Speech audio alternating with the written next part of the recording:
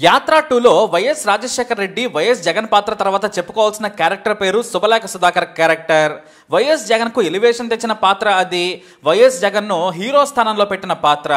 ఇంకా చెప్పాలంటే జగన్ కు కాంగ్రెస్ హైకమాండ్ కు మధ్య ఉండి వారి సంఘర్షణను తెలిపిన వ్యక్తి. మరి శుభలేఖ సుధాకర్ పోషించిన ఈ క్యారెక్టర్ రియల్ లైఫ్ లో ఎవరు అనుకుంటున్నారా? రాజంపేట మాజీ ఎంపీ సాయి ప్రతాప్. ఈయన 2 సార్లు ఎంపీగా గెలిచారు, కేంద్ర మంత్రిగా పనిచేశారు.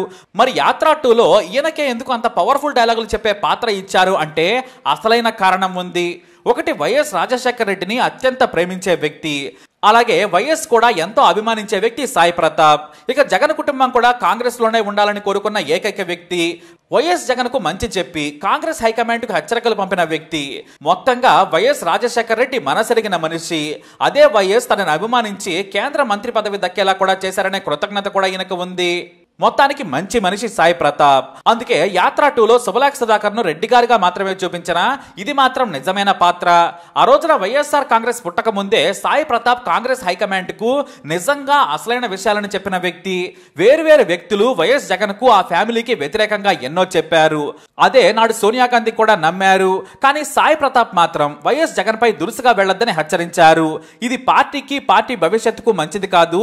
భవిష్యత్తులో ఉమ్మడి ఏపీలో జగన్ లేకుండా అధికారంలో రావడం కష్టమని ముందే భవిష్యత్తును ఊహించి చెప్పారు ఆయన.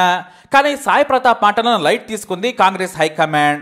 ఎందుకంటే నాడు రోసయ్య, కిరణ్ కుమార్ రెడ్డిలు, ఇతర నాయకులు జగన్ కు ముఖ్యమంత్రి పదవి ఇవ్వొద్దని హైకమాండ్ కు నానా రకాల రిపోర్టులు పంపారు.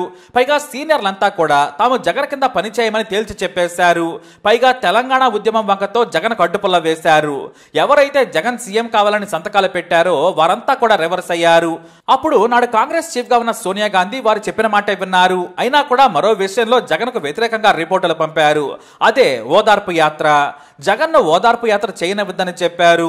అతను గాని ఓదార్పు యాత్ర చేస్తే కాంగ్రెస్ ని చీల్చేస్తాడు, ఆదిలోనే అడ్డుకట్ట వేయాలని చెప్పుకొచ్చారు.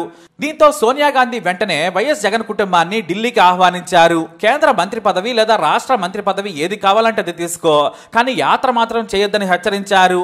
అప్పుడే ఎంపీగా కేంద్ర మంత్రిగా ఉన్న సాయి ప్రతాప్ రంగంలోకి దిగారు. మేడం, ఎవరో మీకు కావాలని ఏదేదో చెబుతున్నారు, వారెవరో నాకు తెలియదు, కానీ జగన్ ను తక్కువ అంచనా వేయొద్దు, మంచి నాయకుడిని మిస్ చేసుకోవద్దు. చిన్నవాడే కానీ చాలా తెలివైన వ్యక్తి, తండ్రి మాదిరిగానే పార్టీ కోసం కష్టపడతాడు, మీరు కఠినంగా వ్యవహరించొద్దు అని చెప్పారు. సోనియా గాంధీ సరేనన్నారు. ఇక ఇదే విషయాన్ని జగన్ కు చేరవేశారు సాయి ప్రతాప్. తొందరపడద్దు, నువ్వు చాలా చిన్నవాడివి, మంచి రాజకీయ భవిష్యత్తు ఉంది, జాతీయ పార్టీలో ఉంటే మేలు, వైఎస్ ఎన్నో ఏళ్లు కష్టపడితే కానీ సీఎం పీఠం దక్కలేదని చెప్పారు. జగన్ కూడా సరేనన్నారు. కానీ ఓదార్పు యాత్ర చేస్తాను, నేను ప్రజలకు మాటిచ్చాను, నాన్న కోసం ప్రాణాలు వదిలిన వారిని పరామర్శించడం నా బాధ్యత అన్నారు జగన్. దీంతో జగన్ కు ఓదార్పు యాత్ర చేసే ఛాన్స్ ఇవ్వాలని సాయి ప్రతాప్ కోరారు. కానీ ఇతరుల మాట విన్న సోనియా నో చెప్పారు. కానీ జగన్ మాత్రం తాను ఓదార్పు యాత్ర చేసి తీరుతానని ప్రకటన కూడా చేసేశారు. అప్పుడే జగన్ కు మన కాంగ్రెస్ పవర్ ఏంటో చూపించాలి, మరొకరు కాంగ్రెస్ కి వ్యతిరేకంగా వెళ్లాలంటేనే భయపడాలని హెచ్చరించారు.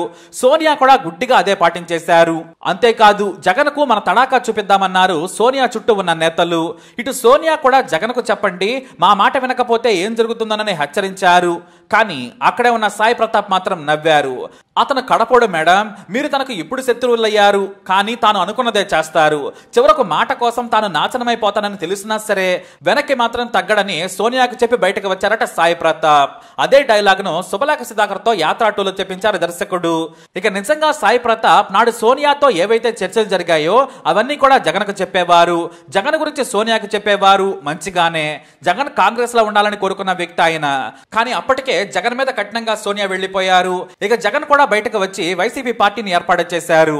మరోవైపు వైఎస్ కుటుంబాన్ని చీల్చి వివేకానంద రెడ్డికి మంత్రి పదవి ఇవ్వడం కూడా జగన్ కు ఆగ్రహం తెప్పించింది. అలా కుటుంబం చీల్చారని జగన్ కు కోపం పెరిగింది. తాను ఇచ్చిన మాట ప్రకారమే ఓదార్పు యాత్ర చేశారు. చివరకు కేసులను కూడా ఎదుర్కొన్నారు. నిజమైన కడపోడని నిరూపించుకున్నారు జగన్. తనను నాశనం చేస్తారని తెలిసినా కూడా జగన్ ఏమాత్రం భయపడలేదు. మాటిచ్చాను, కష్టం దేవుడు చూసుకుంటాడులే అన్నారు జగన్. అయితే సోనియా జగన్ మధ్యవర్తిత్వంలో ఓడిపోయాడు సాయి ప్రతాప్. సోనియా గాంధీ కూడా ఓడిపోయింది. చివరకు జగన్ గెలిచాడు. అయితే సోనియాతో తన గురించి చెప్పి తన మంచితనం కోరుకున్న సాయి ప్రతాప్ అంటే జగన్ కు గౌరవం. అన్నా, మీరు నాతో రావాలని కోరినా ఆయన నో చెప్పారు. నేను రాలేను, కానీ నువ్వు ఎదగాలని కోరుకుంటున్నానని చెప్పారు సాయి ప్రతాప్. అలా వైఎస్ మీద అభిమానంతో జగన్ ను చివరి వరకు కాంగ్రెస్ లోనే ఉండాలనుకున్న ఏకైక వ్యక్తి సాయి ప్రతాప్. అందుకే యాత్ర 2 సినిమాలో వైఎస్ జగన్ గెలిచిన తర్వాత ఓ వాయిస్ వినిపిస్తోంది. 40 ఏళ్ల రాజకీయ చరిత్ర ఉన్న వాళ్ళు, గొప్ప పదవుల్లో ఉండి శాసించిన వారు కూడా తమ కొడుకులను గెలిపించుకోలేకపోయారు. కానీ నువ్వు గెలిపించుకున్నావయ్యా రాజశేఖర, నువ్వు గెలిపించుకున్నావు, ఇది నీ విజయమే అంటూ కీర్తిస్తాడు సినిమాలో శుభలేఖ సుధాకర్. కానీ ఆ మాట వెనుకున్నది సాయి ప్రతాప్. అయితే కాంగ్రెస్ ని వీడిన సాయి ప్రతాప్ టీడీపీలో చేరారు. కానీ తన ఆలోచనలు, పనితీరు, హుందాతనంతో ఆ పార్టీలో ఎమడలేక మళ్ళీ కాంగ్రెస్ కూటికే వచ్చారు. 100% నాడు జగన్ మంచి కోరిన వ్యక్తి. కాంగ్రెస్ కూడా ఉమ్మడి ఏపీలో చచ్చిపోకూడదని కోరుకున్న వ్యక్తిగా ఆయన హుందాగానే నిలబడ్డారు. మొత్తానికి వైసీపీ పార్టీ అలా పుట్టింది. మరి సాయి ప్రతాప్ క్యారెక్టర్ని శుభలేఖ సుధాకర్ గారు అద్భుతంగా చేశారు. మరి దీనిపై మీ అభిప్రాయం ఏంటి? కమెంట్ ద్వారా తెలియజేయండి. వీడియో లైక్ చేయండి, షేర్ చేయండి, మా ఛానల్ని సబ్స్క్రైబ్ చేసుకోండి.